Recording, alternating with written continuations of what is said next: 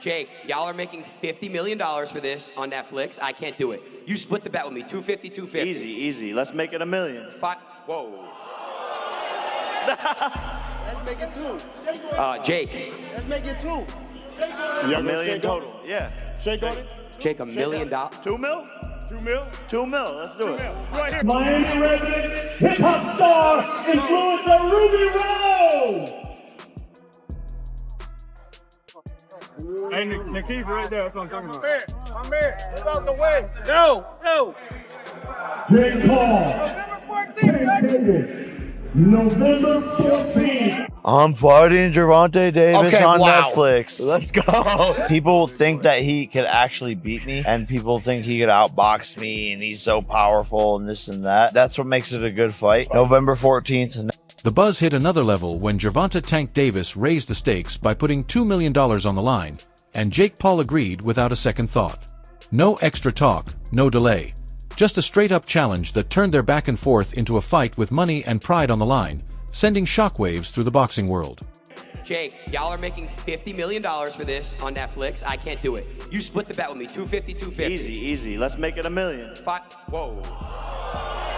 Let's make it 2. Jake. Let's make it 2. $1 million total. Yeah. Shake on it. Jake, $1 million. 2 mil? 2 mil. 2 mil. Let's do 2 it. mil. Right here, 2.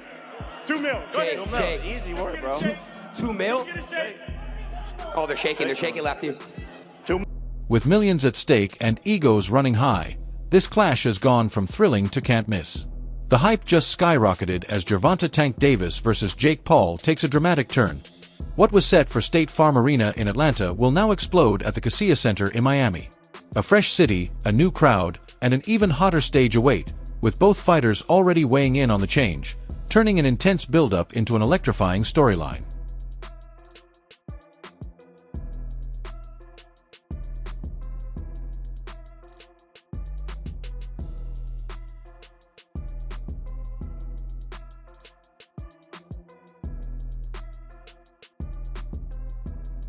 Eddie Hearn, the outspoken British promoter and head of Matchroom, didn't hold back, calling the fight pointless. He's long been critical of exhibitions, dismissing them as empty calories for real boxing fans.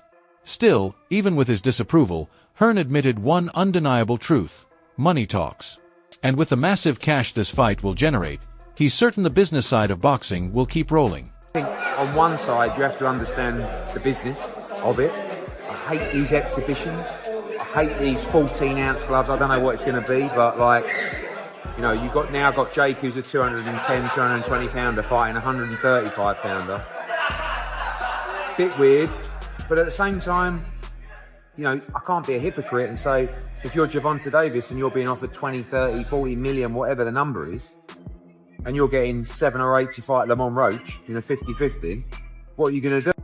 But that's not the full story, because the most interesting part of the update is still ahead. Before that, veteran boxing journalist Keith Iduk weighed in with serious concerns about the matchup.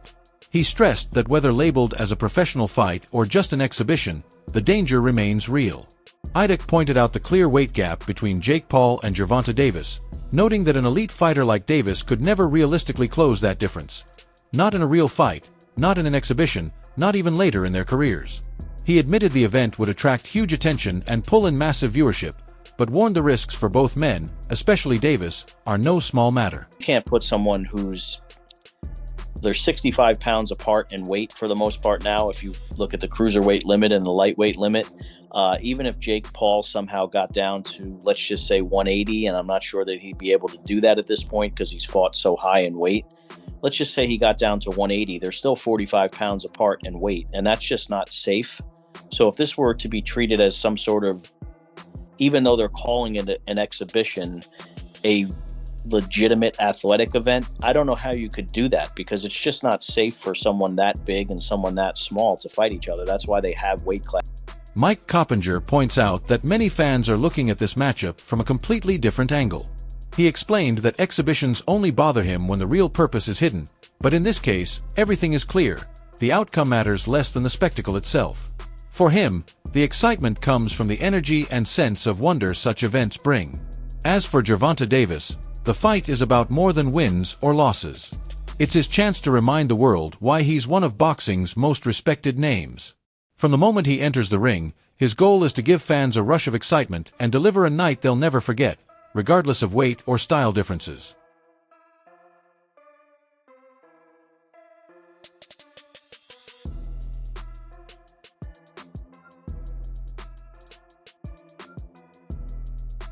With camp in full swing, Gervonta Davis has made it clear he's focused on more than just winning. He wants to deliver the kind of excitement fans are craving. His goal is to create a fight the world will remember, showcasing his skill, style, and ability in a way that proves once again why he's regarded as one of the best in boxing.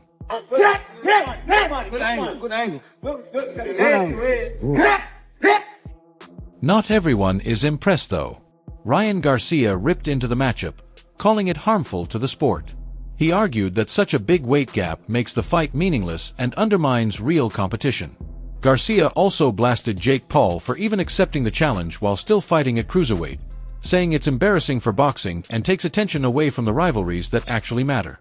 First, saw that it was a thing. It pissed me the off, bro. Yeah, why? It's just disappointing on mainly Jake's end. You know, we're not falling for the Disney Channel bit no more. We're not falling for you're not a fighter no more. We're not falling for that.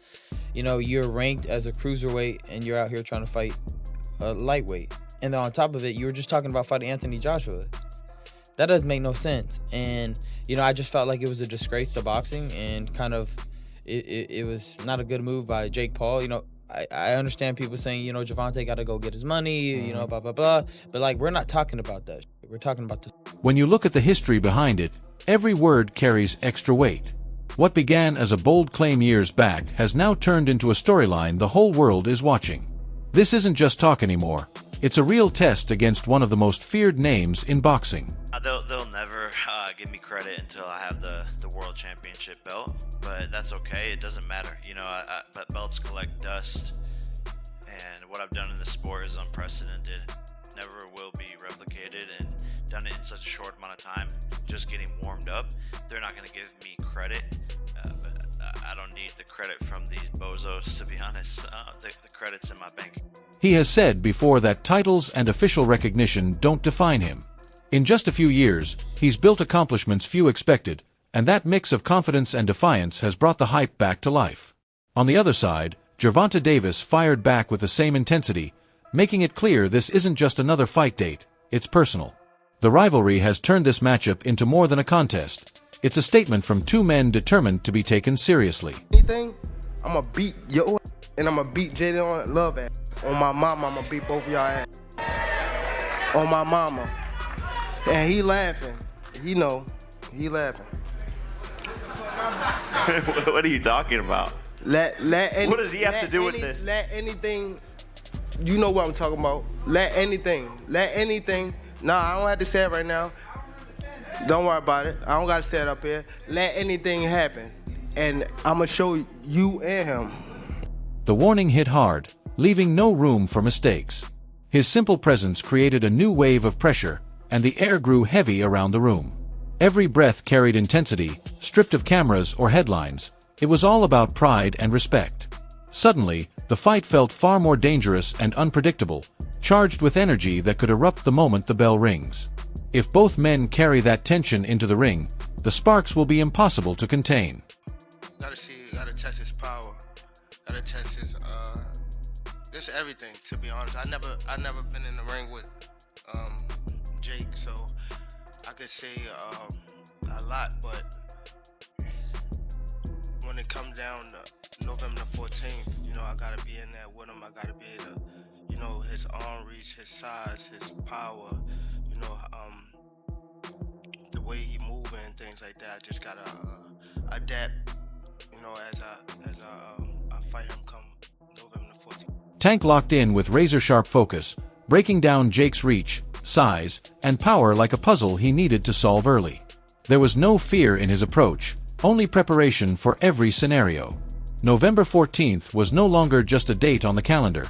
It had become a battleground. Then the trash talk escalated. Jake Paul went all in, targeting Tank's reputation and even his past, turning the fight into something deeply personal.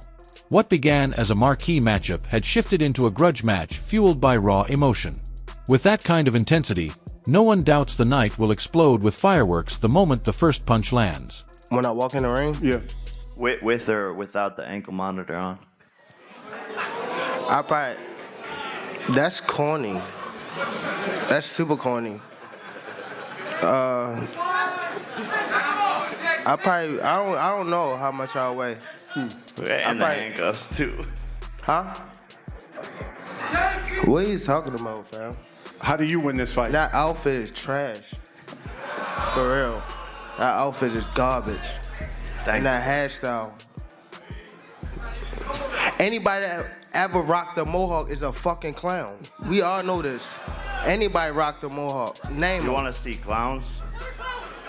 You want to see clowns? Gervonta, you're the fucking clown, buddy. You're the fucking clown, Gervonta. Any man who puts his hands on a woman is the clown. This wasn't about strategies or sparring anymore. It was about pride and reputation. Jake Paul ditched any politeness and came straight at Gervonta Davis, turning the press conference into a powder keg. Every jab of trash talk seemed designed to rattle Tank before fight night even arrived. By the end, the crowd wasn't just watching two fighters promote a bout. They were staring at bitter rivals on the verge of exploding. Great for the for the fans, and for the kids, and for the people who are not traditional boxing fans. It's great to bring more fans to the sport, and I think it's great. Shannon Briggs brought his trademark fire and shifted the focus to the bigger picture, saying this fight is about more than just two men in the ring. To him, it's a gateway that can pull in kids, casual fans, and people who never cared about boxing before. That kind of reach, he argued, can reshape the sport's future, where belts and rankings matter less than the massive spotlight this matchup can generate. The money. This is great for boxing, great for his pockets, like Mike Tyson did it. You know, this is one of a lifetime things, like two of a lifetime things. You got Turkey Ali, whatever his name is. Yes. And you got your boy here, Jake, and what Logan did, brought a lot of money to the game and new fans. Look at all these fans. Briggs called the move to Colombia a smart blend of business and entertainment, saying it shifts focus away from rematch talk and instead opens the door to fresh fans and fresh revenue for the sport. Back in the day, you know, I loved the 1800s, 1700s, you know, my friend out there, 1700s, whatever. But I loved the old-time fighters. They were catch weights. And there was guys like Sam Langford. I know Sam Langford shouldn't even be comparing him with this because he's so special. But, I mean, where Sam Langford beat heavyweights. He fought from lightweight to heavyweight and beat heavyweights. I mean, back in the day when you had a lot of great fighters fighting each other in catch weights, you did have some smaller guys fight bigger guys, you know. I mean, and you had success in spots. So I'm half with tongue in cheek, but I'm half serious because I've been in the boxing business 50 years. If anything sold, it would be this.